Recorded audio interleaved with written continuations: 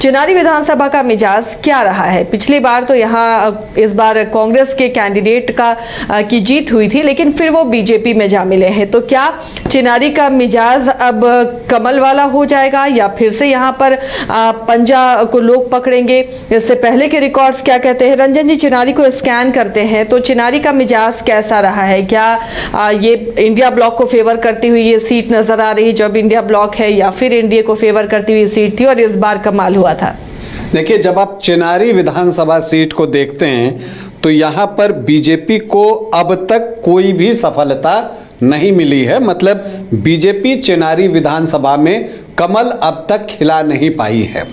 एक चीज ये दिखती है, यहाँ पर लेफ्ट को भी सफलता नहीं मिली, तो यहाँ न राइट न लेफ्ट। यहाँ पर कांग्रेस और सोशलिस्ट के बीच एक मुकाबला होता हुआ पहले के समय में दिखता था। इनफैक्ट अगर आप देखिए तो शुरुआत के 3 चुनाव में आपको कांग्रेस और कांग्रेस ही दिखेगा, लेकिन फिर जो सोशलिस्ट पार्टियां हैं अलग अलग नामों से उन्होंने चुनाव लड़ा और कांग्रेस को कई बार पटकनी दी, कांग्रेस को भी कुछ बार कामयाबी मिली है। लेकिन अगर आप यहाँ पर देखें तो जो 16 चुनाव हुए हैं चिनारी में, उसमें कांग्रेस 6 बार चुनाव जीतने में सफल रही है, लेकिन बाकी आपको अगर आप देखिए तो वो कंप्लीट आपको सोशलिस्ट पार्टियां ही दिखेंगी। जेडीयू 3 बार, आरजेडी 1 बार, आरएलएम 1 बार, जनता दल 2 बार, जनता पार्टी 1 बार, हिंदुस्तान शोषित दल 1 बार और लोक दल भी 1 बार यहां पर आपको दिखेगा।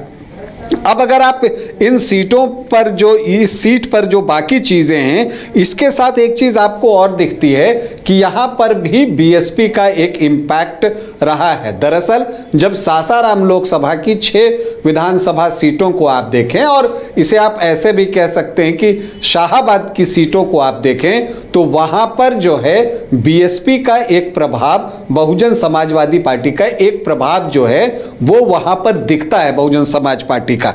तो वो इंपैक्ट इस सीट पर भी है।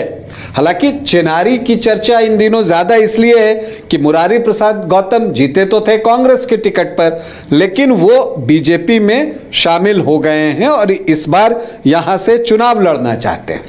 लेकिन दिलचस्प यह है कि पिछली बार उनके खिलाफ चुनाव लड़ने वाले ललन पासवान वो भी बीजेपी में ही शामिल हो गए हैं। पिछली बार वो जेडीयू के टिकट पर चुनावी मैदान में उतरे थे। तो यहां पर 2 स्ट्रांग कैंडिडेट, क्योंकि ललन पासवान जो हैं वो चिनारी में 3 बार जीत हासिल कर चुके हैं, तो ललन पासवान और मुरारी प्रसाद गौतम इनको भी 2 बार अब तक कामयाबी मिली है। तो दोनों स्ट्रांग कैंडिडेट एक ही पाले में हैं, लेकिन टिकट इन दोनों में से किसी एक को ही मिलेगा।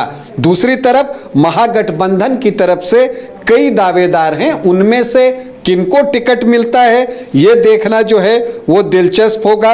वैसे कांग्रेस से रविंदर पासवान हैं, उनका दावा थोड़ा ज्यादा मजबूत जान पड़ता है, ऐसा मुझे दिखता है। इसके अलावा मंगल राम हैं और एक जो पिछली बार एलजेपी के टिकट पर चुनाव लड़े थे चंद्रशेखर पासवान, वो भी जिस तरह के पोस्ट सोशल मीडिया पर कर रहे हैं, लगता तो यही है कि वो एनडीए फोल्डर से चुनाव लड़ने को इच्छुक नहीं हैं, वो भी महागठबंधन से ही चुनाव लड़ना चाहते हैं, उनके पोस्ट यही बता रहे हैं।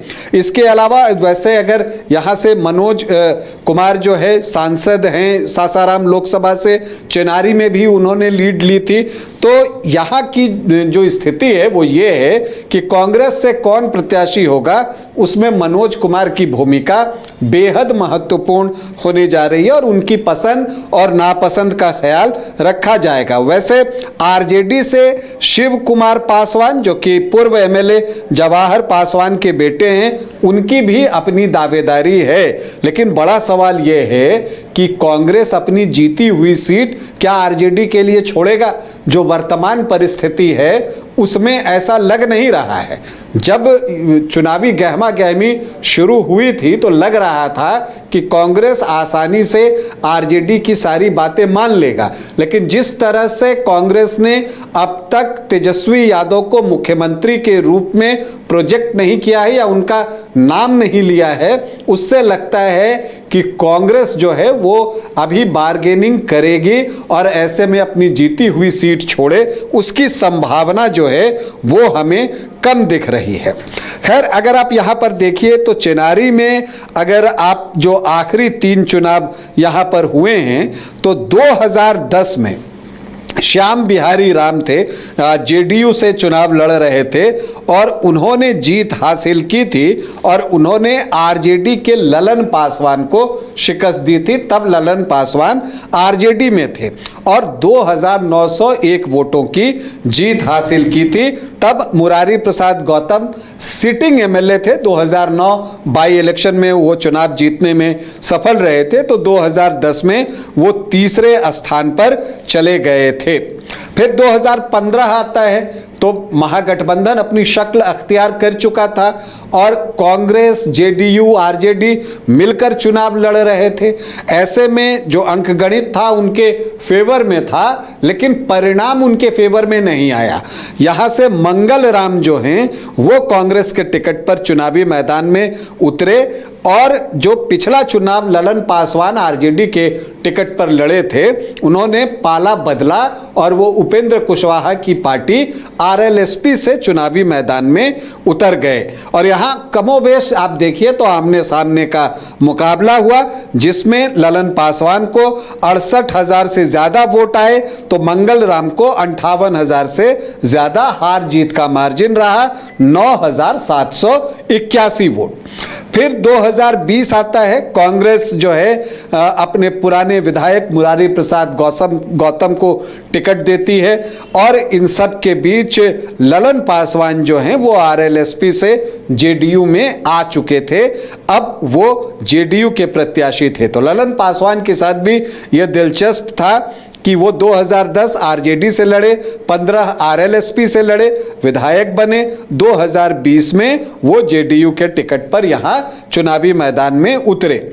अब जहां जेडीयू वहां एलजेपी, 2020 की यही कहानी थी। तो चंद्रशेखर पासवान यहां एलजेपी के टिकट पर चुनावी मैदान में उतरे। बीएसपी ने भी अपना प्रत्याशी दिया श्याम बिहारी राम को। तो एक चतुष्कोणीय मुकाबला यहां पर होता है और मुरारी प्रसाद गौतम 71,701 वोट लाकर 18,003 वोटों से ललन पासवान को शिकस्त देते हैं। तो हार जीत का मार्जिन 18,003 वोटों का और एलजेपी के चंद्रशेखर पासवान को आते हैं 18,074 वोट। तो अगर वहां एनडीए होता, जेडीयू एलजेपी साथ लड़ रहे होते तो कुछ वोटों की बढ़त जो है वो जेडीयू के पास होती, लेकिन ऐसा था नहीं। तो अब इस बार क्या होगा, चूंकि लोकसभा के चुनाव में मनोज कुमार ही यहां से लीड लेने में सफल रहे हैं, तो अब जो दावेदार हैं उनके बारे में मैंने आपको शुरू में बताया।